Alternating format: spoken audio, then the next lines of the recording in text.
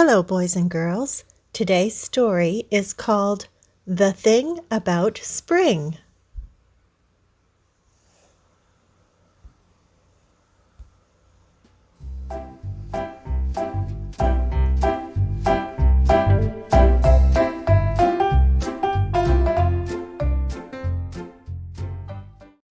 The Thing About Spring, written by Daniel Kirk.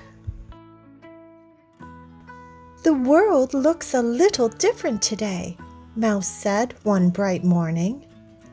It smells a little different too, said Bird. There are buds on the trees and new colors in the sky, and I feel warm and happy. Me too, said Mouse. Spring is finally here! Hooray!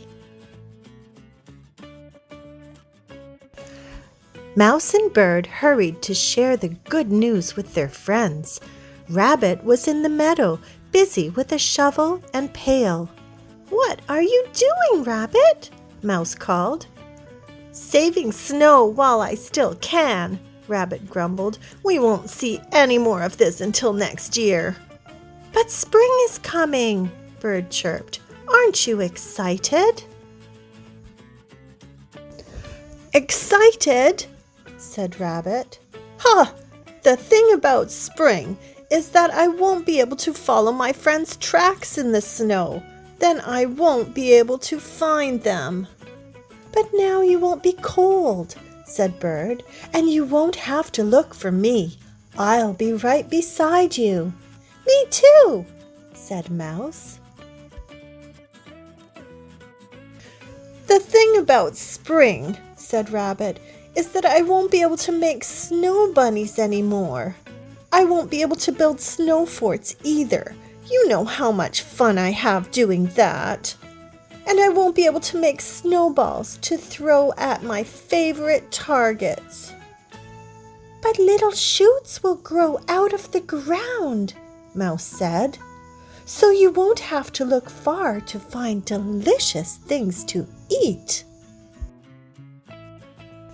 "The thing about spring," said Rabbit, "is that Bear is waking up. You know how bad he smells at the end of a long winter, and I'm sure he's going to want a hug."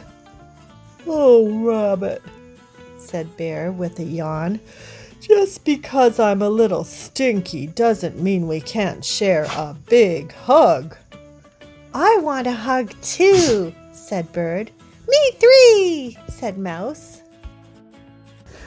"The thing about spring," said Rabbit, "is that it rains when you're not expecting it." "But the rain brings out the flowers," said Mouse. "And the worms," said Bird. "And it makes you clean," said Bear, "and ready for more hugs." "The thing about spring," said Rabbit, "is that when the days get longer, the nights get shorter, and I am a cranky bunny when I don't get enough sleep." "But in the spring, we need more daytime because there are so many things to do," said Bird. "In the spring, I love to make loop-de-loops and race the clouds through the sky," said Bird. "In the spring, I love to nibble tasty buds and dig tunnels in the soft pine needles," said Mouse.